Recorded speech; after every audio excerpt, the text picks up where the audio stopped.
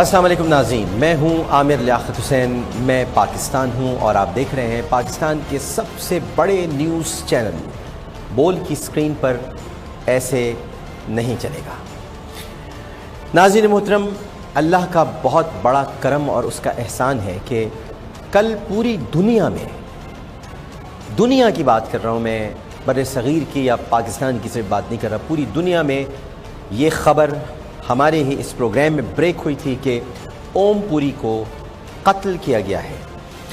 पहले बहुत मजाक उड़ाया गया और सोशल मीडिया पर कुछ हलकों ने, कुछ सर्कल्स ने, जिनका ताल्लुक़ नीले पीले से जाकर मिलता है, और एक प्रोग्राम मैंने उन पर भी करना है कि जिनका ताल्लुक़ नीले पीले से मिलता है, और जो नीले पीले ने अपनी सोशल मीडिया टीम बनाई हुई है, तो बहुत ज़्यादा शोर मचा के ये एक नया एंगल कहाँ से आ गया है। लेकिन आज इस एंगल को बाकायदा भारत के अंदर एक ख़बर का दर्जा दिया गया है और वहाँ पर तहक़ीक़ात शुरू हो गई हैं, और उसकी वजह जो कि मैंने आपको कल ही बता दी थी, अगर आपको याद हो, कि ओम पुरी की गर्दन पर ज़ख्म के निशानात थे और सर पर भी चोट का निशान था। गर्दन पर गहरे नील पड़े हुए थे और सर पर चोट का निशान था। मगर ये सब कुछ कैसे हुआ, ये मैं आपको बताता हूँ।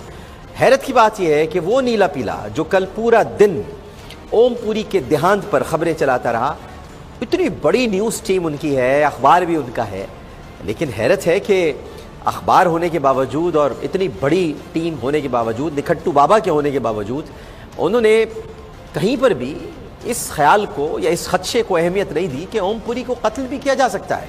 लेकिन चूँकि हमारी सोर्स ने और हमारे ज़राए ने हमको कल ही बहुत कुछ बता दिया था, और आज हम बहुत कुछ आपको बताने वाले हैं। आज बहुत पर्दे हटेंगे, आज कई राज फाश होंगे, आज हक़ाइक़ के सामने आपको लेकर आया जाएगा। ये एक बहुत बड़ा केस है, एक बहुत बड़ा वाक़या है जो पेश आया है। मैं सबसे पहले तो आपको बताऊं कि अब ये मामला पुरस्रार रुख इख्तियार करता जा रहा है, और अब ख़ुद भारत में इस हवाले से ये चहमगोइयाँ शुरू हो चुकी हैं।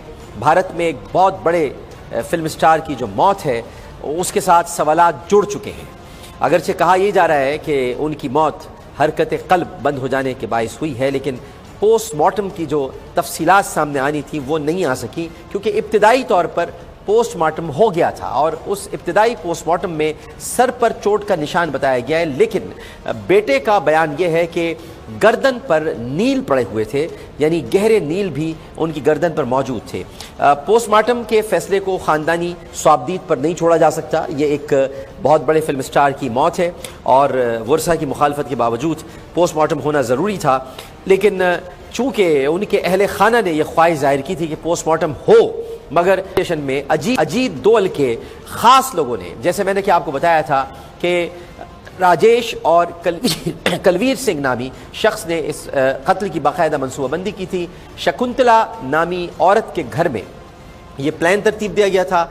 इसके लिए शिवसेना की मावनत हासिल हुई थी और RSS की भी मावनत हासिल हुई थी। तो ये बहुत प्लानिंग के साथ, बड़ी मनसूबाबंदी के साथ मुझे ये इत्तलात भी मिली हैं, जो आज मैं ब्रेकिंग न्यूज़ के तौर पे आपको दे रहा हूँ, कि इनकी मौत से, इनके कत्ल से एक हफ्ते कबल दिल्ली में अजीत दोल ने ओम पुरी को बुलाया था, और ओम पुरी को बुलाने के बाद उन्हें मादरजात गालियां दी थी, और उसके बाद उनसे कहा था कि तुम्हें नितिन यादव के गांव जाना है, और नितिन यादव के गांव जो उत्तर प्रदेश में है, और वहां पहुंचकर तुमने आंसू बहाने, तुम एक बहुत बड़े एक्टर हो, तुम्हें आंसू बहाने पड़ेंगे। हमारे BSF का जवान था, तुमने उसके बारे में गलत बातें की, तुमने पाकिस्तान की हिमायत की बातें की, तुम्हें जिंदा रहने का कोई हक नहीं है, लेकिन अगर तुम चाहते हो कि तुम्हारी मौत पुरसुकून हो, ये लफ्ज़ बहुत अहम है, तुम्हारी मौत पुरसुकून हो, तो तुम्हें जाना होगा नितिन यादव के गांव, और तुम्हें वहां जाकर आंसू बहाने होंगे, और उसके बाद ही कोई फैसला किया जा सकेगा। जिसके बाद ओम पुरी, जो कि बहुत ही जहनी दबाव का शिकार थे, और आज डेक्कन क्रॉनिकल्स ने भी ये लिखा है, जिसको दक्कन क्रॉनिकल्स भी आप कह सकते हैं, उसने भी इस रिपोर्ट का हवाला दिया है, और भी बहुत सारी हमारे पास रिपोर्ट्स मौजूद हैं। फैमिली को भी लगता है कि कत्ल किया गया है। इसकी कई वजूहात हो सकती हैं। पहले तो सर पर चोट का निशान पाया जाना, उसके बाद अहले खाना ये भी समझते हैं कि उन्हें सर पर ज़र्ब लगाकर कत्ल किया गया है या फिर ज़र्ब लगने की वजह से उन्हें हार्ट अटैक हो गया है। ओमपुरी की लाश के पास मैंने कल ही आपको बता दिया था कि शराब की बोतलें पाई गई हैं और उन्हें यह जाहिर किया जा रहा है वो कसरत मैनोशी की वजह से उन्हें हार्ट अटैक हुआ है। हालांकि ऐसा कुछ भी नहीं है वही जो मैं आपको बता रहा हूँ। रात करीबन 3:30 बजे पोस्टमार्टम में भी जो मौत की यानी डेथ की जो टाइम बताया गया है वो 3:28 बताया गया है और आमिर लियाकत हुसैन ने कल आपको बताया था 3:30 बजे ये मौत वाक़ हुई है और तकिया मुंह पर रखकर उनके दबाया गया है, गर्दन उनकी पकड़ी गई है, नील के निशानात हैं और वो लड़खड़ा कर कहते हैं कि गिरे, जो कि लहरें और दक्कन क्रॉनिकल्स ने लिखा है, जबकि अभी स्टोरीज वहां पर डेवलप हो रही हैं। ट्विटर पर भी बहुत सारे लोग बोल रहे हैं। रजत शर्मा ने भी एक प्रोग्राम तरतीब दिया है जो वो कल पेश करेंगे। उसके अलावा बहुत सारे सवालात वहां पर उठ रहे हैं, लेकिन हैरत अंगेज बात यह है, मैं आपको जो हैरत अंगेज बात बताना चाह रहा हूं, जो कि एक बहुत बड़ी खबर सबके लिए होगी। ओमपुरी के करीबी साथी जिन्होंने उनके साथ 49 फिल्मों में काम किया, उनका नाम अनुपम खेर है और अनुपम खेर ने उनकी आखिरी रसूमात में शिरकत नहीं की। उन्होंने उनकी अर्थी भी नहीं उठाई, बल्कि अपने करीबी हलकों में उन्होंने कहा मैं एक गद्दार की मौत में शरीक नहीं होगा, उसकी आखिरी रसूमात में शरीक नहीं होगा। जबकि जो लोग रसूमात में शरीक हुए, इस वक्त आप देख सकते हैं अपनी स्क्रीन पर उनकी अर्थी जा रही है, अर्थी के साथ साथ एम्बुलेंस है और आप देख सकते हैं कि अमिताभ बच्चन, अभिषेक बच्चन, ये वो सॉफ्ट चेहरे हैं भारत के जो इनकी अर्थी उठाने के लिए आए और इनकी आखिरी रसूमात में शिरकत करने के लिए आए। इसमें फरहान अख्तर भी मौजूद हैं, जावेद अख्तर हैं, शबाना आजमी हैं, इसमें और दीगर अदाकार हैं जो कि बहुत सॉफ्ट चेहरे हैं, वो जॉनी लिवर इसमें मौजूद हैं। ये लोग वहां पर पहुंचे और जो बड़े लोग थे, बड़े लोगों से मुराद जो अनुपम खेर के करीबी साथी थे, उनमें एक तो अनुपम खेर थे और उसके अलावा ओमपुरी के करीबी साथियों में नाना पाटेकर थे। ये दोनों वहां पर मौजूद नहीं थे। इन्होंने 8 फिल्मों में एक साथ काम किया है। नंदिता दास भी मौजूद नहीं थी और ये बहुत सारे लोग ऐसे हैं जिनका नाम रॉ ने हिट लिस्ट में रखा है। पहले मैं आपको नितिन यादेव चलता हूं और मैं बताता हूं कि अजीत दोवल ने जब ओमपुरी पर दबाव डाला कि तुमने रोना है, एक्टिंग करनी है, और अजीत दोवल ने 2 मजीद लोग साथ भेजे थे और वहां का जो पुलिस स्टेशन था उधर भी खास लोग रॉ के मौजूद थे जो ओमपुरी पे नजर रखे हुए थे। ओमपुरी का मजाक किस तरह उड़ाया गया जब वो नितिन यादव के गांव पहुंचे, जरा देखते हैं ये क्लिप जिसमें ओमपुरी के पहुंचने पर भी मजाक उड़ाया जा रहा है, उनके आंसुओं का भी मजाक उड़ाया जा रहा है, क्योंकि हर चीज पहले से तय थी, सब मालूम था कि ओमपुरी वहां क्यों पहुंच रहे हैं। जरा पहले ये क्लिप देखिए। पहले बात ओमपुरी के आंसुओं की करेंगे हम। दरअसल जवानों पर ओमपुरी ने एक बयान दिया था जिस पर विवाद खड़ा हो गया था। खूब आलोचना ओमपुरी की हुई, ओमपुरी निशाने पर आए। इसी बयान के प्रायश्चित के लिए ओमपुरी शहीद नितिन यादव के गांव पहुंचे। शहीद नितिन यादव को लेकर ही ओमपुरी का विवादित बयान आया था, आपत्तिजनक बयान था ओमपुरी का, और अपने उसी बयान पर पश्चाताप करने के लिए शहीद नितिन यादव के गांव पहुंचे ओमपुरी। तस्वीरों में आप देख रहे हैं ओमपुरी को, देखिए किस तरीके से प्रायश्चित कर रहे हैं ओमपुरी, आंसू बहा रहे हैं ओमपुरी। शहीद के परिवार को सांत्वना देने के लिए ओमपुरी पहुंचे थे, शहीद के परिवार के बीच, लेकिन खुद शहीद के परिवार वालों को ओमपुरी को सांत्वना देनी पड़ रही है। अपने आंसू नहीं रोक पा रहे थे ओमपुरी, लगातार आंसू बहाते नजर आए ओमपुरी शहीद के परिवार वालों के बीच पहुंचकर। तो ये तस्वीरें देख रहे हैं आप जिस वक्त ओमपुरी पहुंचे शहीद नितिन यादव के परिवार के पास, नितिन यादव के गांव पहुंचे, उनके परिवार के लोगों से मिले।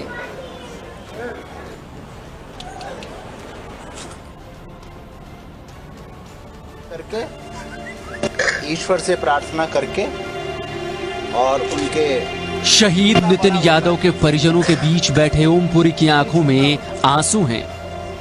ओमपुरी के आंसू हैं कि थमने का नाम ही नहीं ले रहे हैं। हवन के दौरान भी ओमपुरी की आंखों से आंसू बहते रहे।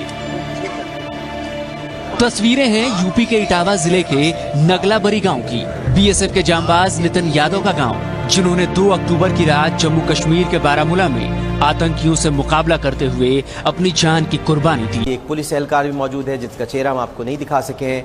ये दोनों ओमपुरी को साथ लेकर गए थे और अगर ऐसा ही था और ओमपुरी प्रायश्चित कर रहे थे तो फिर तो पूरे भारत को उनकी अर्थी को कांधा देने के लिए उमट आना चाहिए था और राम नाम सत्य के नारे लगाने चाहिए थे, लेकिन ऐसा नहीं हुआ क्योंकि ओमपुरी को एक दिन तक दिल्ली में रखा गया सेफ हाउस में और बाज़ इत्तलात के मुताबिक उन्हें नंगा कर दिया गया था, उनके कपड़े भी उतार दिए गए थे और उन्हें बहुत बेइज्जत किया गया, उन्हें गालियाँ दी गई मादरजात। और ये दर हकीकत नितिन यादेव पर नहीं रो रहे थे बल्कि ये अपनी बेइज्जती पर रो रहे थे, क्योंकि ये वही कपड़े पहने हुए हैं जो इससे पहले एक न्यूज़ चैनल के प्रोग्राम में पहनकर इन्होंने गुफ्तगू की थी और वहीं से रात को इनको उठा लिया गया था और दिल्ली ले जाया गया, जहां पर अजीत दोवल ने इनके साथ बुरा सलूक किया।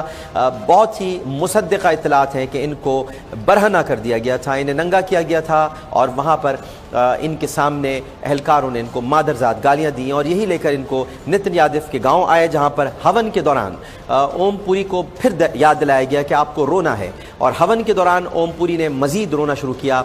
जैसे उनके आंसू रुके तो उन्होंने कहा कि आपको क्षमा मांगनी है। उसके बाद उन्होंने माफ़ी मांगी और ये उत्तर प्रदेश का इटलावा ज़िला है और उधर का नगलापुरी गांव है, जहां पर नितिन यादव के घर वाले मौजूद थे और उनकी तरफ से कोई स्टेटमेंट नहीं है। अगर आप देखें तो उनके घर वालों की जानिब से ये सब कुछ हैरत अंगेज मामला था कि एकदम ओमपुरी का पहुंचना और उनका इस तरह से माफ़ी मांगना। इससे पहले ओमपुरी के खिलाफ मुंबई के 4 थानों में FIR दर्ज कराई गई थी, जिसमें गद्दारी का मुकदमा दर्ज करने की इस्तदा थी। इसके अलावा दिल्ली में भी उनके खिलाफ 3 FIR दर्ज कराई गई थी। ओमपुरी जहनी कोफ्त में मुब्तला थे, उनका अपना शहर अपना इलाका पटियाला, वहाँ भी 8 FIR दर्ज हुई थी और अम्बाला जहाँ पर वो पैदा हुए हैं उधर भी 3 FIR दर्ज कराई गई थी। ओमपुरी गद्दारी के मुकदमे का सामना करने वाले थे। आप देख सकते हैं कि मैं आपको जो बात बता रहा हूँ कि उनके अर्थी उठाते वक्त और आखिरी रसूमात के मौके पर बहुत बड़ी शख्सियात शरीक नहीं हुई, बहुत बड़े बड़े लोग नहीं आए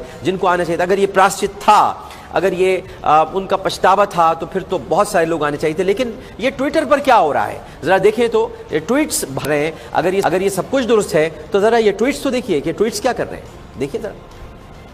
Has invited lot of anger and from the common people.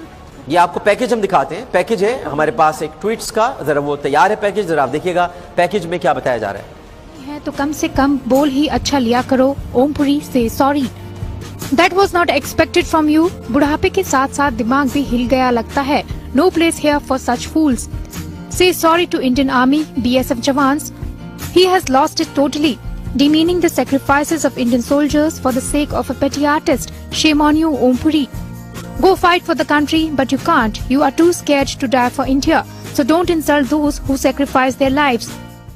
एक और पैकेज हम आपको दिखाते हैं जो ट्विटर पर ट्वीट्स के जरिए ओमपुरी को उसमें जलील किया जा रहा है। और ये अगर ये बातें हैं और अगर ये प्रायश्चित है जो मैं बार बार आपसे कह रहा हूं, उसके बाद फिर मैं आपको दक्कन क्रॉनिकल्स ने जो लिखा है, जिसको डेक्कन क्रॉनिकल्स भी हम कह सकते हैं, उसमें जो वजूहात लिखी हैं वो भी मैं आपको बताता हूं। लेकिन पहले तो मुझे ये बताया जाए कि जो ओमपुरी को कह रहे हैं कि उनकी तबाही मौत हुई है और कत्ल नहीं हुआ, अगर कत्ल नहीं किया गया है तो फिर ये ट्वीट्स और ये गुफ्तगू ये क्यों हो रही है?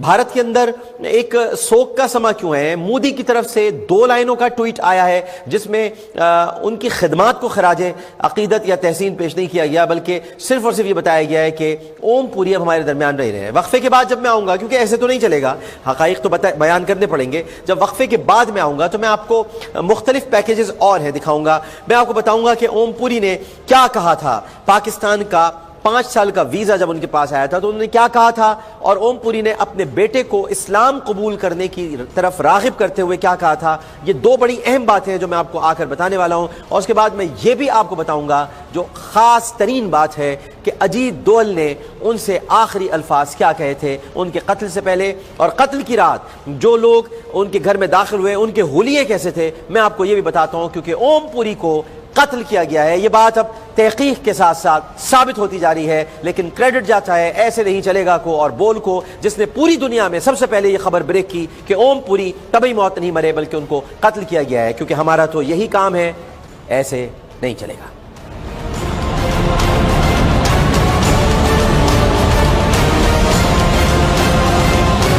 सुना देते हैं, उससे अंदाजा हो जाएगा कि ओमपुरी को कैसे कत्ल किया गया। दक्कन क्रॉनिकल ने लिखा है कि ओमपुरी की मौत की वजूहात अभी तक पता नहीं चल सकी हैं। और ये अफवाहें अब यकीन में बदल चुकी हैं कि उन्हें कत्ल किया गया है। ये मैं नहीं कह रहा, दक्कन क्रॉनिकल्स कह रहा है। पोस्टमार्टम की इब्तिदाई रिपोर्ट से उनकी मौत की असल वजह मालूम नहीं हो सकी। लोगों के जहनों में उनकी अचानक मौत के हवाले से शुकूक व शुबात जन्म ले रहे हैं और पोस्टमार्टम की मुबहिम रिपोर्ट ने मामले को मज़ीद गंभीर बना दिया है। पोस्टमार्टम की इब्तिदाई रिपोर्ट को मज़ीद तहकीक के लिए कलेना फॉरेंसिक साइंस लेबॉर्ट्री भेज दिया गया है, जहां मौत की असल वजह का तयन होगा और रिपोर्ट 2 हफ्ते बाद मंजर आम पर आ जाएगी। लेकिन इंडियन एक्सप्रेस ने कुछ और लिखा है। इंडियन एक्सप्रेस ने लिखा है कि ओम पुरी के खिलाफ मुंबई के अंधेरी पुलिस स्टेशन में बाज़ अफराद ने शिकायत दर्ज कराई थी कि उन्होंने एक टीवी शो में फ़ौजी जवानों की बेइज्जती की है। ओम पुरी पाकिस्तानी फ़नकारों के ज़बरदस्त हामी थे और कहते थे कि वो गर्द नहीं, वो यहाँ वीज़ा लेकर आते हैं, गैर कानूनी तौर पर नहीं आते। अगर ऐसा है तो पहले भारतीय हुकूमत उनके वीज़े मनसूख करे। एक फ़ौजी जवान की मौत पर उन्होंने कहा था कि किसने कहा था कि वो फ़ौज में भर्ती हो, यानी उनका कहने का मकसद ये था कि फ़ौज में तो इंसान भर्ती होता ही इसलिए है कि वो मारा जाए, यानी अपान हो जाए। ये कैसी फ़ौज है? हैरानी की बात है। ये लड़ेंगे हमसे, ये लड़ेंगे जो एक अपने फ़ौजी की मौत पर परेशान है। हमारे तो फ़ौजी हर वक्त अपनी जान हथेली पर लेकर आपकी जान लेने को तैयार हैं, आजमा के देख लें। लेकिन आप कैसे हैं? आप परेशान हैं। और यही बात ओम पुरी समझाना चाह रहे थे कि इंटेलेक्चुअल किस्म के आदमी थे, समझा रहे हैं भाई कि फ़ौज में भर्ती क्यों हुए हो। फ़ौज में भर्ती होने का मतलब यही है कि मारे जाओ, वहाँ से मारे जाओ, हमारे यहाँ से शहादत होती है। तो उन्होंने ये भी कहा था कि भारत मुसलमानों की आबादी के एतबार से दूसरा बड़ा मुल्क है और उसे मुसलमानों का ख्याल करना चाहिए, लेकिन उन्हें कत्ल कर दिया गया। मैंने आपसे कहा था कि अजीत दोल के आखिरी जुमले में आपको बताऊंगा, जब उसने उनको भेजा था वापस मुंबई और उससे पहले उसने नितिन यादव के गाँव उनको भेजा था, तो जाते जाते अजीत दोल ने उनसे कहा था कि हमारी कोशिश होगी कि आपकी मौत पुरसुकून हो, हमारी कोशिश होगी कि आपकी मौत पुरसुकून हो। और यकीनन उसने अपने वादे को यहाँ पूरा किया। शराब बहुत पिलाई गई है इत्तलात के मुताबिक। उन्हें ज़बरदस्ती उनका मुंह खोलकर दबा के उनके मुंह में शराब डाली गई। जब वो बिल्कुल मदहोश हो गए तो तकिया उनके मुंह पे रखकर उनको कत्ल कर दिया गया। इससे पहले उनकी गर्दन भी दबाई गई, जिस पर उन्होंने मज़ाहिमत की और उनके नाखूनों में कुछ खाल भी किसी की लगी हुई थी। और ये पोस्टमार्टम की जो इब्तिदाई रिपोर्ट थी उसमें बताया उन्होंने शायद खींचातानी की है, नाखून उन्होंने मारे हैं, तो किसी एजेंट की खाल उनके नाखूनों में मौजूद थी। तो ये बहुत सारे शवाहिद वहाँ पर सामने आए हैं। लेकिन मैं आपको दिखाना चाहता हूँ कि ट्वीट्स किस किस्म के किए गए हैं, उस पर हमने एक पैकेज तैयार किया है। ज़रा पैकेज देखें। अगर भारत को ओम पुरी से प्यार था तो ये क्या था, ज़रा देखिए। ओम पुरी एक बैनुल अक़वामी शोहरत याफ्ता अदाकार थे। उनकी मौत पर दुनिया भर में उनके चाहने वाले सदमे से दो चार हैं, मगर वो मुल्क जहां उन्होंने जन्म लिया, मुल्क का नाम रोशन किया, वहीं बसने वाले बाज भारतीय शहरियों के रद्द-ए-अमल ने इस शुबे को यकीन में बदल दिया कि ओम पुरी अपनी मौत नहीं मरे बल्कि उन्हें कत्ल किया गया है। ओम पुरी की मौत के फौरन बाद सोशल मीडिया, फेसबुक, ट्विटर और दीगर साइट्स पर जिस तरह इंतहा पसंदों ने तबसरे किए और जिस तरह ओम पुरी और पाकिस्तान के खिलाफ जहर उगला, उसने ये हकीकत आश्कार कर दी कि ओम पुरी की मौत पर जश्न मनाने वाले जानते हैं कि वो मरे नहीं बल्कि उन्हें मारा गया है। ओम पुरी की मौत पर खुशी के इजहार पर मबनी तबसरों से ट्विटर और फेसबुक अकाउंट्स भरे पड़े हैं। ओम पुरी को पाकिस्तान का वफादार और भारत का गद्दार करार देकर ऐसे ऐसे कमेंट्स दिए गए जिन्हें पढ़कर किसी भी मुहज़्ज़ब इंसान का सर शर्म से झुक जाता है। सोशल मीडिया पर ओम पुरी के खिलाफ एक भरपूर मुहिम उनकी जिंदगी में भी चलती रही और मरने के बाद भी चल रही है और ये जाहिर कर रही है कि ओम पुरी का अचानक देहांत किसी सोची समझी साजिश के तहत कत्ल का इक़दाम है, जिसकी हकीकत बहुत जल्द दुनिया के सामने आ जाएगी, क्योंकि कत्ल अपने निशान छोड़ देता है और खून छुपाए नहीं छुपता। अच्छा हुआ एक गद्दार पाकिस्तानी चल बसा, और इसके अलावा उन्हें ऐसी ऐसी गालियां दी जा रही हैं जो मैं यहाँ बयान नहीं कर सकता। ओम पुरी की ज़िंदगी के आखिरी लम्हात, आखिरी अयाम तल्ख तरीन अयाम थे। बहुत तलखी आ गई थी उन अयाम में। चार जानिब से उन्हें नफ़रत और तनकीद का सामना था और बिलाखिर ये मुंतज हुई उनकी मौत पर और उनके कत्ल पर।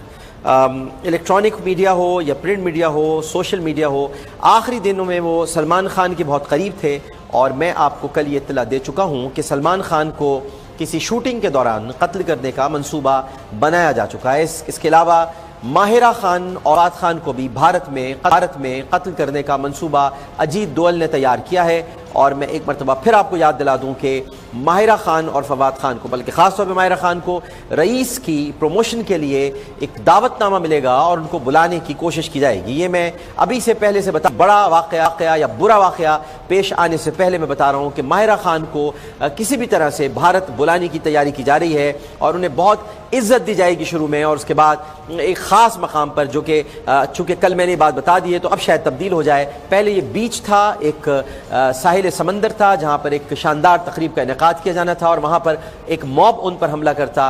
पहले उनकी इज्जत पर खुदा न खास्ता हमला किया जाता और उसके बाद उन्हें कत्ल करने की कोशिश की जाती, और ये एक मंसूबा तरतीब दिया गया है। ये भी दिल्ली में तैयार हुआ है और मोदी का जो राइट हैंड है जिसका नाम अजीत दोवल है, वो ये सारे काम कर रहा है, क्योंकि मोदी के काम बहुत गंदे हैं।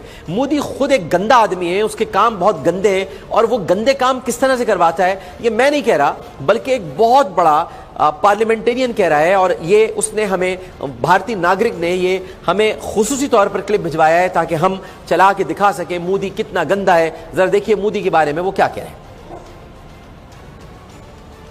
ये अभी हम आपको ये दिखाते हैं एक 10-15 सेकंड्स में। इससे पहले हम आपको ये क्यों ना दिखा दें कि ओम पुरी, जो कि एक बहुत बड़े फनकार थे, उन्होंने ये क्या कहा, किस तरह से कहा। जी रेडी हो गया क्या?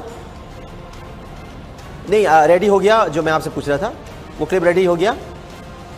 जी वो क्लिप दिखा दीजिए, जो कि एक भारतीय सियासतदान का क्लिप है, जो भारतीय नागरिक का क्लिप है, जो उन्होंने हमें भेजा है और बताया है कि मोदी दरहकीकत किस किस्म का आदमी है, मोदी किस तरह से रेड्स करवाता है, मोदी ने क्या क्या किया है और मोदी भारत में क्या कर रहा है। ये मोदी का ही खास आदमी है जिसका नाम अजीत दोवल है। जरा एक क्लिप देखिए।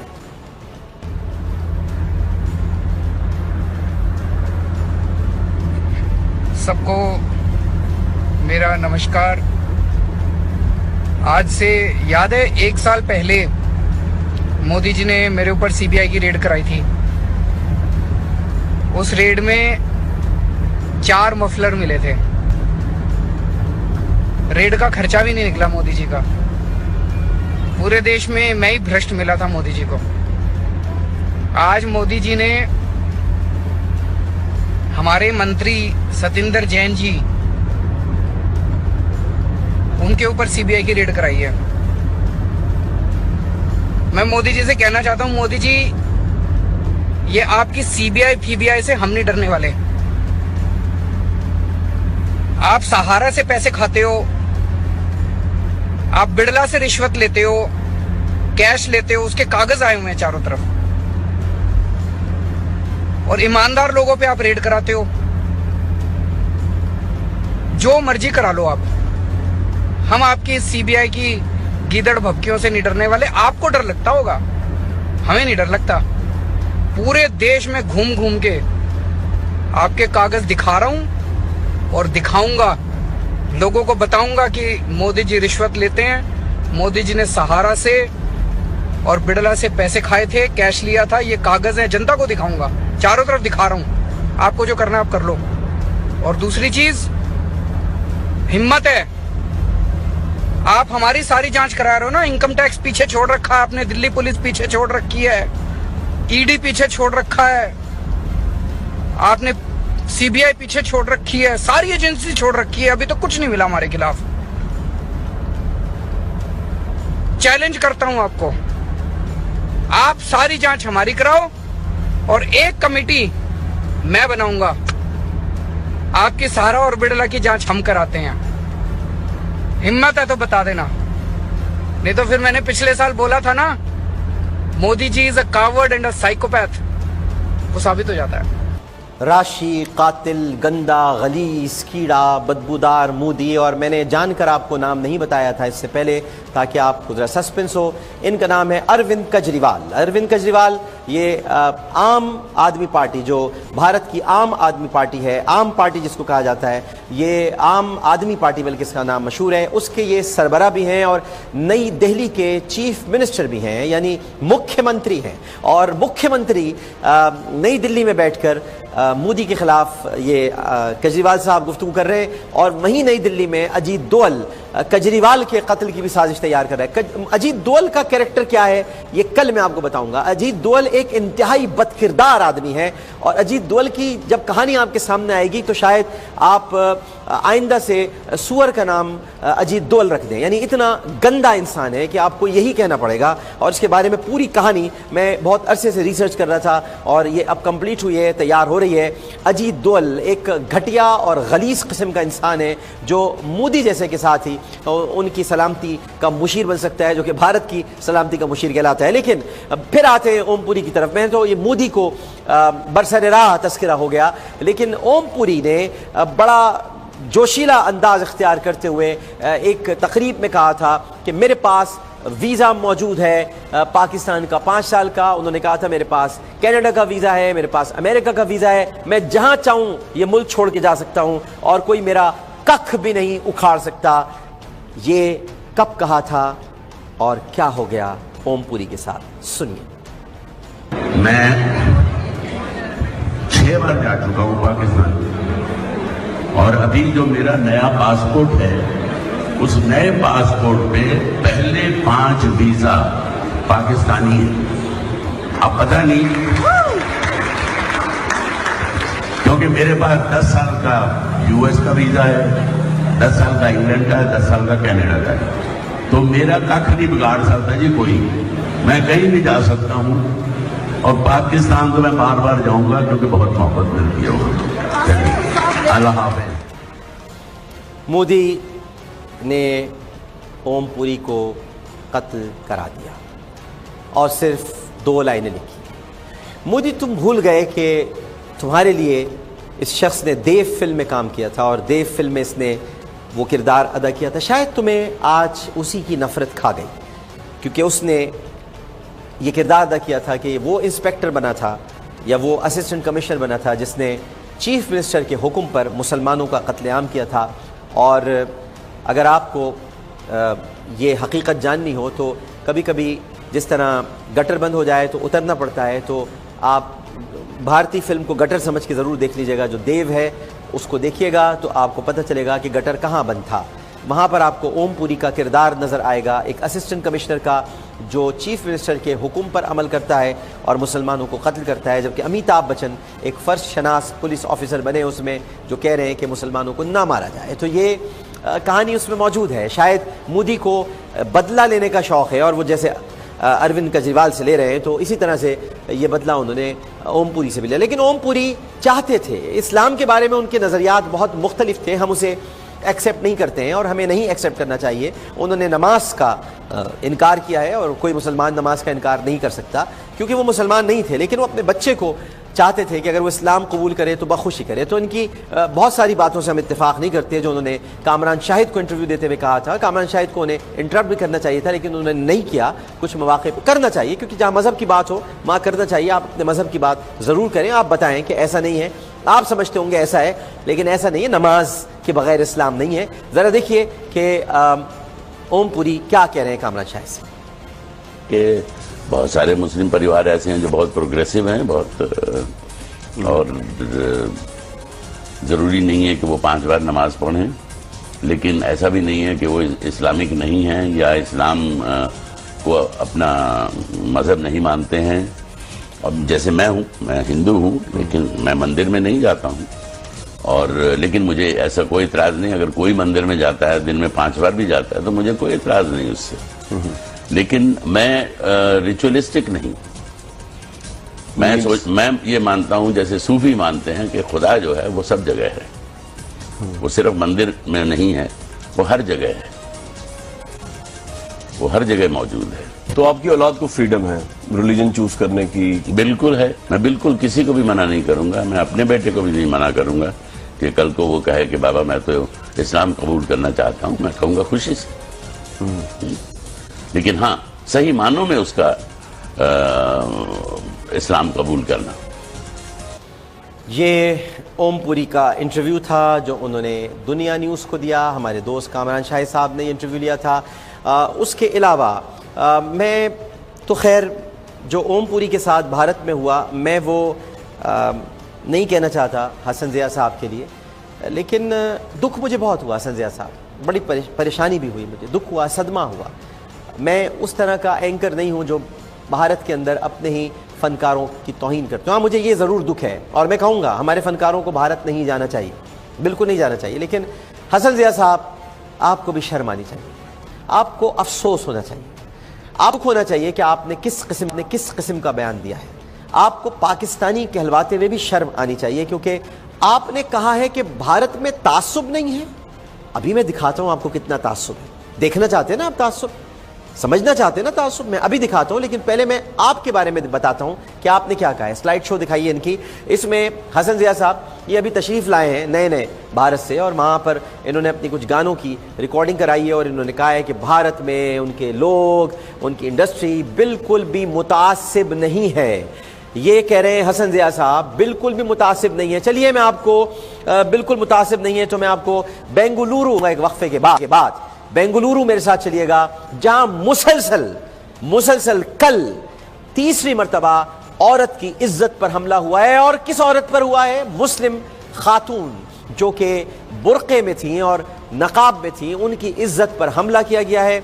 उसके अलावा आप कहते हैं मुतासिब नहीं है भारत, जो अपने हिंदू अदाकार को ना छोड़े वो मुसलमानों, सिखों और मसीहों के साथ क्या करता होगा। भारत सेक्युलर नहीं रहा, भारत एक इंतहाई कंजर्वेटिव, एक इंतहाई बंद गली में कयाम जिसका लाया जाए, ये वो मुल्क बन चुका है जो बंद गली में है, जहां घुटन है, सफोकेशन है, उसका नाम भारत है। क्योंकि हम यही कहेंगे ऐसे नहीं चलेगा। एक वक्फे के बाद हाजिर होते हैं।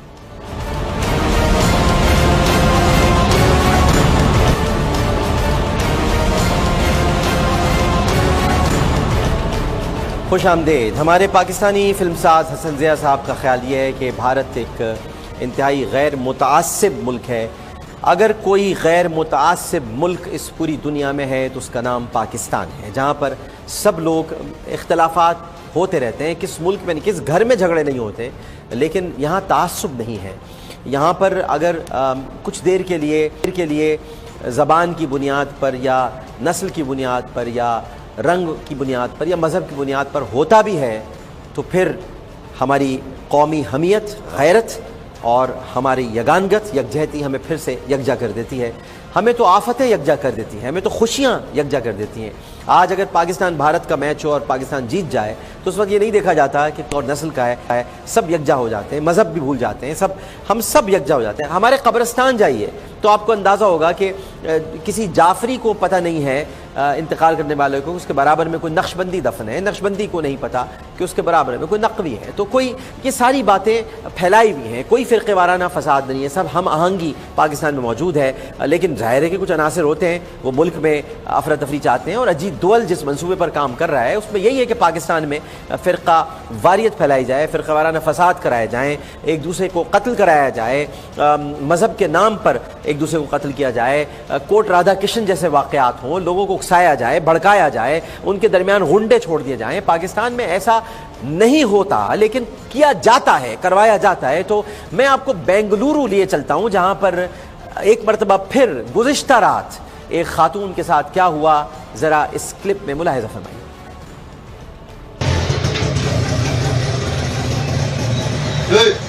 With the entire nation still getting jitters from the mass molestation incident on the New Year's Eve in Bengaluru, yet another horrific incident has surfaced where a 23-year-old woman was molested in Nagarwara main road on early Friday morning. The woman was allegedly even bitten on her tongue while resisting the molester. Meanwhile, a case has been registered against the accused and an investigation is on. ये नकाब पोश मुस्लिम खातून थी जिनको अपनी ज़बान दिखाने के लिए नकाब हटाना पड़ा। इनके साथ ज़्यादती करने के बाद इनकी ज़बान काट दी गई, और ये बेंगलुरु में हुआ है, जहाँ पर 4-5 रोज़ पहले यानी 1 जनवरी को भी बहुत बुरे अंदाज में इज्तिमाई तौर पर औरतों की इसमत दरी की गई थी। उसके बाद एक तारीख गली में भी औरत की इज्जत पर हमला किया गया था। ये है भारत का मकरू चेहरा। और कल इंशाअल्लाह कोशिश करेंगे कि अजीत दोवल के चेहरे पर से भी नकाब उठे और पाकिस्तानियों को मालूम हो, पाकिस्तान ये समझने की कोशिश करे कि हम क्यों पाकिस्तान में भारतीय फिल्मों की नुमाइश के खिलाफ हैं। हम क्यों कहते हैं कि पाकिस्तान में भारतीय फिल्में नहीं लगनी चाहिए, क्योंकि ये रेवेन्यू सारा भारत जा रहा है और हथियार खरीदे जा रहे हैं, इससे पता नहीं क्या क्या हो रहा है पाकिस्तान के खिलाफ। आप एक फिल्म देखते हैं, अगर आप 500 या 1000 रुपए का टिकट लेते हैं तो ये डिस्ट्रीब्यूटर्स पे करते हैं भारत को, और भारत बड़ी महंगी फिल्म पाकिस्तान में बेचता है। उसके बाद आप ही के पैसों से आप ही के लोगों को कत्ल किया जाता है, LOC पर, लाइन ऑफ कंट्रोल पर, या कश्मीर में ये जुल्म सितम होता है, आपके पैसों से होता है, पाकिस्तानियों के पैसों से होता है। ये सारी चीजें वहां पर होती हैं। तो मैं आपको यही बताना चाहता हूं कि हम क्यों पाकिस्तानी फिल्मों की नुमाइश के खिलाफ, भारतीय फिल्मों की नुमाइश के खिलाफ हैं। हम क्यों चाहते हैं कि इसमें सिर्फ पाकिस्तानी फिल्में पाकिस्तानी सिनेमा घरों में लगे। लेकिन जाहिर है कि लोगों को बताना पड़ेगा।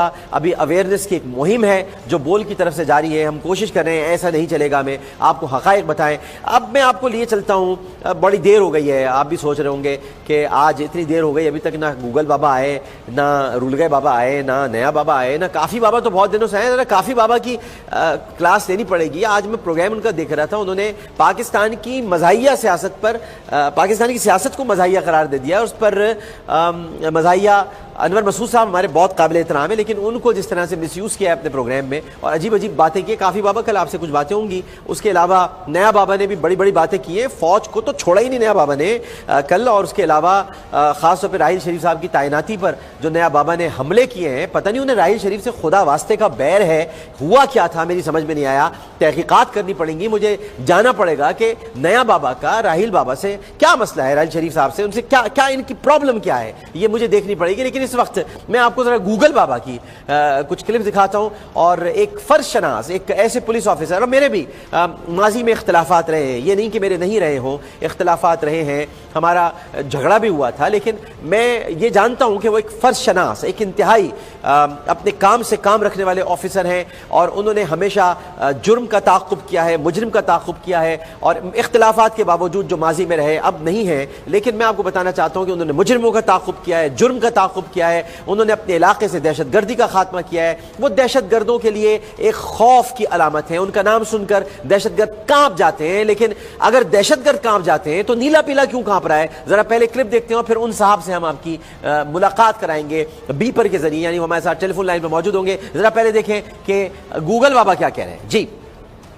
वही हुआ जिसका ख्याल था कि ऐसा होगा। जरदारी साहब वापस आ गए तो फिर तो लग ही रहा था कि ऐसा होगा।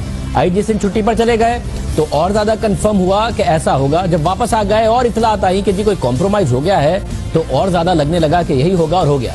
इल्जामात लगे, तहकीकात हुई, दावे किए गए, लेकिन आखिरकार वो बहाल हुआ उसी जगह जहां से उसे हटाया गया था, यानी कि रावनवार साहब। रावनवार सितंबर में बरतरफ होने के बाद नवंबर में बहाल हुए और आज तैनात हो गए वहीं जहां से हटाए गए थे, यानी कि लग गए SSP मलिर। रावनवार को एक बार फिर SSP मलिर डिस्ट्रिक्ट बना दिया गया है। जो लोग कराची में रहते हैं वो तरह तरह की बातें सुनते हैं कि आखिर रावनवार को क्यों SSP मलिर ही लगाया जाता है, किसी और जगह नहीं लगाया जाता।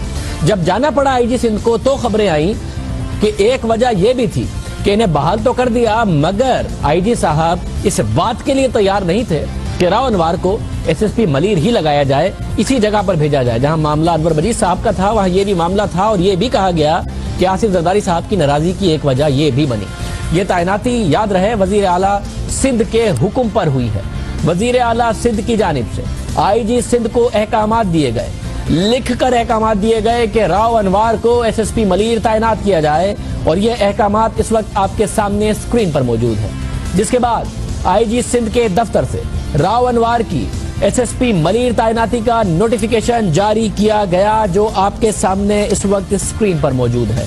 क्या ऐसी वजह बनी, क्यों IG सिंध मजबूर हुए? खबरें आती रही थी, अफवाहें उड़ती रही थी कि IG सिंध पर शदीद दबाव है और कि उन्हें रावनवार को वो SSP मलिर लगा दे, मगर वो रेजिस्ट कर रहे हैं। फिर ऐसा हुआ क्या? क्या वो आईनी और कानूनी तौर पर पाबंद लेटर आ गया तो मुराद अली शाह साहब का आ गया तो ये काम करें? और एक सवाल ये भी उठ रहा है कि मुराद अली शाह साहब को किसने मजबूर किया, क्योंकि जब वाकया हुआ ख्वाजा इजहारुल हसन का, रेड किया था उनके घर पर दिन दिहाड़े, जो कुछ किया उसके बाद जो बरतरफी थी वो भी हुई थी मुराद अली शाह साहब के कहने पर। तो फिर जो बहाली है, इन्वेस्टिगेशन क्या हुई, क्या इन्वेस्टिगेशन किसके साथ शेयर हुई, मुराद अली शाह साहब कैसे मजबूर हुए? तो जो सवाल बार बार उठ रहा है पिछले कुछ दिन से कि क्या मुराद अली शाह नए कायम अली शाह हैं? नाज़रीन, चूना सिर्फ पान वाला लगाते हुए अच्छा लगता है। गूगल बाबा भी अगर चूना लगाने की कोशिश करें तो वो पान वाले नहीं बन सकते, क्योंकि वो चूना गलत चूना हो जाएगा। बहुत सारे सवालात उठा दिए कि क्यों हो गया, ऐसे क्यों हो गया।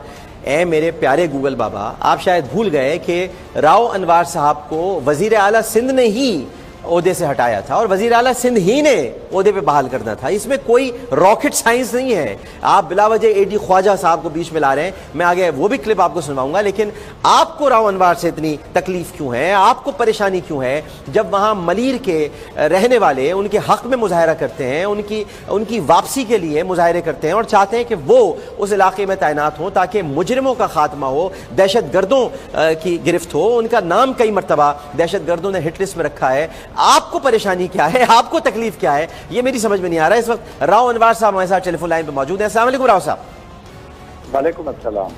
राव साहब, क्या परेशानी है आपकी तैनाती से, खास तौर पर इस नीले पीले चैनल को, और क्यों इसको एक मुतनाज़ मसला बनाया जा रहा है जबकि आपकी तैनाती, बाकायदा बहाली जो आपकी हुई है वो कानूनी तौर पर हुई है, नोटिफिकेशन जारी हुआ है। इनको परेशानी क्या है, तकलीफ क्या है? देखिए, मुझे तो इसका नहीं पता, शायद कोई इनको पता नहीं क्या परेशानी है। मैंने तो हमेशा चैनल पे कहा है कि अगर किसी को मेरे से कोई तकलीफ है तो वो आदमी सामने लेकर आए। ये इतना बड़ा चैनल है और बहुत सारे चैनल हैं, उनके काफी रिपोर्टर यहाँ हैं। कोई तो एक रिपोर्टर लाए कि ये आदमी है, मीडिया पे लाके दिखाए कि इस बंदे के साथ मैंने ये ज्यादती की है। अब वो बिला वजह कि जी वो वहां जा रहे हैं, क्यों जा रहे हैं, इस तरह मैं कह दूं कि ये इस चैनल पे क्यों बैठे हैं, वो दूसरे चैनल पे क्यों नहीं जाते, या इस चैनल पे बैठ के ये प्रोग्राम क्यों कर रहे हैं, इतना अरसा हो गया दूसरा प्रोग्राम करें। तो ये मेरा काम नहीं है, ना इनका काम है। ये हमारी एक डिपार्टमेंट है। मेरा यहाँ इस जिले में मैंने काफी अरसे से काम किया है और मेरा एक एक्सपीरियंस है। मैं यहाँ की आवाम को जानता हूँ, लोगों को जानता हूँ, लोग मेरी बात मानते हैं और ऐसी जगह पे आदमी को काम करने में आसानी पैदा होती है। फिर मेरा एक हिट लिस्ट पे नाम है और मैं एक सेफ एरिया में रहता हूं जो कि मेरे ऑफिस से नजदीक है। तो अगर ये मैंने मुल्क के लिए काम किया, यहाँ कितनी किडनैपिंग थी, बिजनेसमैन अगवा हो रहे थे, फिडल बी एरिया एसोसिएशन है, उन्होंने मुझे अवार्ड दिया। उन्होंने कहा कि इन्होंने आपके हक में, राव साहब, मैं खता कलामी की माजरत चाहता हूँ, लेकिन आपके हक में बाकायदा मुजाहरे हुए हैं, मलीर के शहरियों ने मुजाहरे किए हैं कि आपको वापस तैनात किया जाए। शायद आपके इल्म में होगा, लोगों ने मुजाहरे किए हैं। जी जी बिल्कुल किए हैं। और कल जब मेरी तैनाती हुई है तो उस वक्त भी लोग बाहर निकले हैं और उन्होंने नारेबाजी की और उन्होंने मेरे हक में और मिठाई तकसीम की, जिसके मेरे पास वीडियो क्लिप्स हैं। वो मैं आपके लेकिन आप जरा ये क्लिप भी देखिएगा राव साहब, और इसका जवाब भी आप दीजिएगा। ये कितना एक रकीक हमला आप पर किया गया है, जरा सुनिएगा, क्योंकि ये कौम को बहकाने की एक कोशिश है। इसमें जरा देखिएगा कि आप पर कैसा अटैक किया गया है। हालांकि ऐसी कोई बात नहीं है, लेकिन जरा सुनिए कि इस नीले पीले ने एक और बात क्या कही। जी जरा सुनाइएगा। शाहजेब, आपके प्रोग्राम में चंद दिन पहले जब हम राव अनवार के ऊपर बात कर रहे थे, मैंने उस दिन भी ये बात कही थी कि सीएम हाउस मामलात नहीं चलते, मामलात दुबई से चलते हैं, बिलावल हाउस से नहीं चलते, मामलात दुबई से चलते हैं। लेकिन अब बिलावल हाउस से चल रहे हैं आसिफ जरदारी साहब की वापसी के बाद। देखिए, राव अनवार जिस शख्स का नाम है ना, वो राव अनवार एक पैरेलल सिस्टम का नाम है। वो उस सिस्टम के खिलाफ एक सिस्टम है जो चाहता है, जो समझता है कि जो कुछ करेंगे वो कानून की किताबों के मुताबिक, पुलिस रूल्स के मुताबिक करेंगे। लेकिन राव अनवार जिस सिस्टम का नाम है, ये इन तमाम लोगों को चैलेंज करता है और इस सिस्टम का हिस्सा बहुत से ऐसे लोग हैं जिनका नाम लेते हुए जो है बहुत से लोगों को जो है वो, मैं कहूंगा कि वो घबराहट से जाते हैं। जैसा कि अभी आपने जब ख्वाजा साहब से बात कर रहे थे, आप आईजी सिंध साहब से, तो उनसे जब जी जी जी आप मुकम्मल कीजिए, आप मुकम्मल कीजिए। जब आईजी ख्वाजा साहब से आप बात कर रहे थे तो उन्होंने कहा कि मैं उनको मना नहीं कर सकता सीएम साहब को। लेकिन जब चंद दिन पहले मेरी उनसे बात हो रही थी तो एडी ख्वाजा साहब ये कह रहे थे कि इख्तियारात मिलने चाहिए, यानी जिस शख्स को इख्तियारात चाहिए, तो उन्हें रावनवार के मामले पर उस दिन भी मेरी बात हो रही थी, तो उस दिन भी ये कहते इख्तियारात मिलने चाहिए, काम करने के लिए मौका मिलना चाहिए। देखें बसात बिछी हुई है, लेकिन उस पर मोहरे जो है ना वो अपनी मर्जी से इधर से उधर किए जा रहे हैं। एडी ख्वाजा साहब की कोई इतनी ज्यादा वो नहीं है कि वो जो अपनी मर्जी के मुताबिक फैसले कर सके। मुराद अली शाह साहब की कोई इतनी है वो नहीं है कि वो अपनी मर्जी के मुताबिक जो है फैसले कर सके। फैसले कहीं और से हो रहे हैं और होंगे। राव साहब, ये तो पूरी हुकूमत पर हमला है, आईजी साहब पर हमला है, आपकी ज़ात पर हमला है। 1995 से 1995 से आप एसएचओ के ओहदे से तरक्की करते हुए बाकायदा एसएसपी तक पहुंचे हैं। आपने बड़ा कठिन दौर देखा है और ऐसे अचानक आप एसएसपी नहीं बन गए हैं, और आपको जिस तरीके से हटाया गया था वो भी गैर कानूनी था। अदालत से आप बाकायदा आपने बहाली का नोटिस आपको मिला, बहाली का आपको एक वहाँ से एक समझ लीजिए कि एक इंदिया मिला, और वहाँ से बाकायदा कहा गया कि आपके साथ गलती हुई है, आपके साथ ज्यादती हुई है। लेकिन ये जिस तरह से प्लान किया जा रहा है, एक डेवलप की जा रही है स्टोरी आपके खिलाफ कि सारे फैसले दुबई में होते हैं, बिलावल हाउस में होते हैं, जरदारी साहब कर रहे हैं। जरदारी साहब का आपका क्या लेना देना या बिलावल हाउस का क्या लेना देना, ये मेरी समझ में नहीं आ रहा। राव साहब, ये तो एक बहुत ही ज्यादा रकीक हमला है आपकी जात पर भी, हुकूमत पर भी, आईजी पर भी और वजीर आला पर भी। ये सिर्फ एक बातें करते हैं। ये मुझे बता दें कि वो मेरे से क्या फायदा लेना चाहते हैं, ये मुझे वो फायदा दिखा दें। इतना बड़ा जिला है, इतनी बड़ी जगह है, बता दें कि जी ये काम उन्होंने मुझसे करवाया है। तो ये बिला वजह की बस एक बात है, इल्जाम लगा के इस बैठ के और इस तरह की बातें करते हैं, जबकि इतना काम नहीं देखते। वो सोराब बोर्ड जो कि छोटी छोटी बातों पे बंद हो जाया करता था और लूट मार होती थी गुजरने वाले लोगों के साथ, आज सालों गुजर गए, अब वो सोराब बोर्ड बंद नहीं होता, वो रोड बंद नहीं होता। इधर हमने स्ट्रीट क्राइम खत्म किया, किडनैपिंग खत्म की, लोगों की पूरी बस लेके अफगान कैंपों के अंदर जाया जाता था, लेडीज को रेप किया जाता था, उनके साथ हमने लड़ाई की। उसमें तकरीबन 14 वो अफगान ग्रुप के 17 लोग थे, जिसमें से 14 लोग हमारे से इनकाउंटर में मारे गए और 3 लोग अफगानिस्तान भाग गए। आज जो है हर आदमी, हर ड्राइवरों की बस और दूसरी बस आराम से आती है और लोग अपनी फैमिली को लेके। राव साहब, इसकी ये वजह तो नहीं है कि आपने रॉ के एजेंट्स भी गिरफ्तार किए, रॉ के एजेंट्स भी आपने पकड़े? क्या ये वजह तो नहीं है कि ये नीला पीला चैनल आपके खिलाफ इसलिए है क्योंकि रॉ के लोगों पर आपने हाथ डाला है? देखिए, मैंने तो सारा कुछ वो किया, मुझे इसकी समझ नहीं आती। अब मैं ज्यादा बात करूंगा तो फिर ये तकरीबन है ना, फिर वो मेरे खिलाफ सारी चीजें ये लेकिन मैं आपको बताना चाहूंगा राव साहब, मैं आपको बताना चाहूंगा कि आईजी जनाब एडी ख्वाजा साहब ने आपके हक में ही बात की है। जरा क्लिप सुनिएगा। इन्होंने बहुत कोशिश की ख्वाजा साहब को भड़काने की, उकसाने की, लेकिन ख्वाजा साहब एक फरशनास पुलिस ऑफिसर हैं और उन्होंने किस दायरे में रहकर बात की, जरा सुनिएगा राव साहब, ये जरा क्लिप भी सुनिएगा जी। उसके साथ कराची के जैसे हालात हैं, आपको हक है कि आपकी टीम बनाई जाए। अगर आपका ये चीफ मिनिस्टर का इस्तेहकाक ना होता, आपके हाथ में होता, तो भी आप राव अनवार साहब को एसएसपी मरी लगाते? देखिए, इसके ऊपर मेरे ख्याल कमेंट करना मुनासिब नहीं है। जो चीफ मिनिस्टर साहब के प्रोरोगेटिव है उस पर मुझे कमेंट नहीं करना चाहिए। तो फिर ऐसे हालात में, जो कराची के हालात में, फिर कह रहा हूँ जो हालात हैं और जो स्ट्रीट क्राइम का हाल है, उसमें फिर आप आईजी साहब खुश हैं कि इन इख्तियारात के साथ अच्छा काम कर रहे हैं, इसी टीम के साथ जो आपकी मर्जी की नहीं डिलीवर कर रहे हैं और करते रहेंगे? खुश हैं आप, मुतमईन है कि अंजाम दे लेंगे आप मुकम्मल तौर पर काम? जी, मैं अपनी बसात के मुताबिक जो मेरे इख्तियारात हैं उसमें मैं बिल्कुल अपना काम कर रहा हूँ।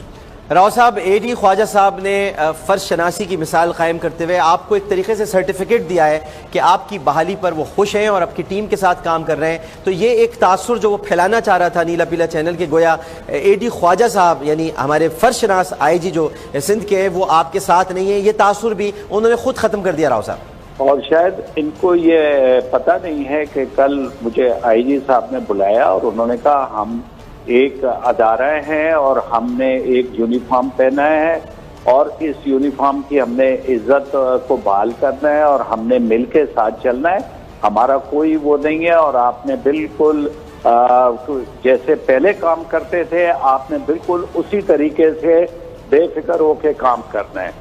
मुझे ये आईजी साहब ने बुला के और ये बात की है और उसके बाद मेरी पोस्टिंग। बिल्कुल ठीक है, बहुत बहुत शुक्रिया राव साहब। हम आपको जल्द एक्शन में देखेंगे और मुजरिमों का ताक़ुब करते हुए देखेंगे और हम आपकी सेहत के लिए, तंदुरुस्ती के लिए और आपकी हिफाजत के लिए भी दुआ गो हैं। बहुत बहुत शुक्रिया हमसे गुफ्तगू करने का।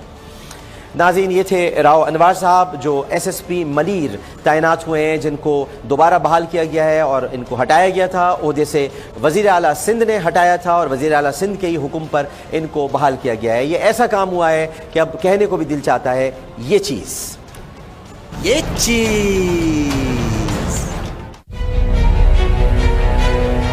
आलमी सतह पर एक बार फिर पाकिस्तान ने तारीख रकम कर दी। SSU कमांडो ने थाईलैंड में मुनक्किद होने वाले आलमी मार्शल आर्ट्स मुकाबले में भारतीय और अमरीकी हरीफ को शिकस्त देकर आलमी नंबर 1 खिलाड़ी होने का एहसास हासिल कर लिया।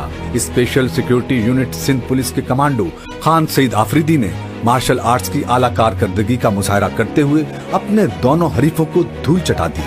कमांडो खान सईद आफरीदी ने 2013 में स्पेशल सिक्योरिटी यूनिट सिंध में बराह रास्त शमूलियत इख्तियार की, कामयाबी के साथ तमाम कोर्सेज मुकम्मल किए और वतन अजीज का नाम आलमी सतह पर रोशन करने का बाइस बने। SSU कमांडो की शानदार फतह इस बात का सबूत है कि महाज कोई भी हो, पाकिस्तान के बहादुर बेटे दुश्मन को जेर करने की भरपूर सलाहियत रखते हैं। कौम के सपूत खान सईद आफरीदी को बोल का सलाम।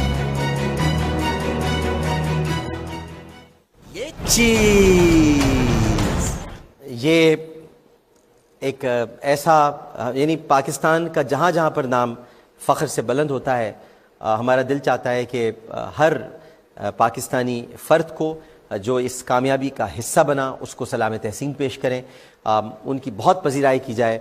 लेकिन एक बड़ा महदूद सा प्लेटफॉर्म है, एक छोटा सा प्रोग्राम है, ज़रा सा वक्त होता है, तो हम इतना ही कुछ कर सकते हैं। हालांकि दिल बहुत चाहता है अपने इन हीरोज़ के लिए कुछ हम करें। अब ज़रा ध्यान थोड़ा सा पलटवाना है, बहुत दिनों से नहीं हो सका, लेकिन प्रोग्राम ख़त्म करने से पहले कल का प्रोग्राम बहुत अहम इंशाल्लाह होगा, क्योंकि अब मैं मज़ीद रिसर्च जो मेरी है उस पर अजीत दोल पर काम हो रहा है और ओमपुरी पर हम अभी मज़ीद लगे हुए हैं और बहुत सारी ख़बरें अभी डेवलप हो रही हैं। शायद हम कल आपको और कोई बड़ी ब्रेकिंग न्यूज़ दे सकें, क्योंकि हम एक फुटेज की तलाश में हैं। फुटेज भारत में, आपको वैसे मैं बता दूं, मैं भारत में आजकल काफ़ी देखा जा रहा हूं, तो एक फुटेज की तलाश में हमें, और फुटेज हमें मुमकिन है कि कल तक मिल जाए। वो हम उसकी तलाश में हैं, बड़ी अहम फुटेज है, वो अगर आ गई तो पूरी दुनिया में तहलका मच जाएगा। हम उसकी कोशिश कर रहे हैं, वो फुटेज हमें हासिल हो जाए, वो हम आपको दिखाएंगे और उसके अलावा अजीत दोल का मकरू चेहरा मजीद बेनकाब करेंगे। लेकिन अभी तो एक ही बात कहेंगे कि पलट तेरा ध्यान किधर है। बरसों पहले स्कूल में पढ़ा कौमी तराना तो लोग अक्सर भूल जाते हैं, लेकिन क्या अरकान पार्लियामेंट को पाकिस्तान का कौमी तराना आज भी याद है? आइए उनसे सुनते हैं। पाक सरज़मीन शादात निशाने अज़्मे आलीशान अर्ज़े पाकिस्तान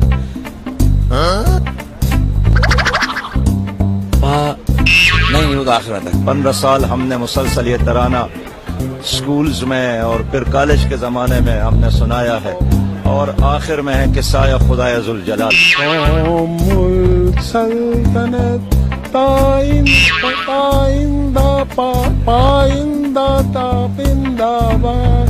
तू निशाने अर्ज़े पाकिस्तान क्या आलीशान अर्ज़े पाकिस्तान शादबाद किश्वर हसीन शादबाद बड़े तरक्की हो कमाल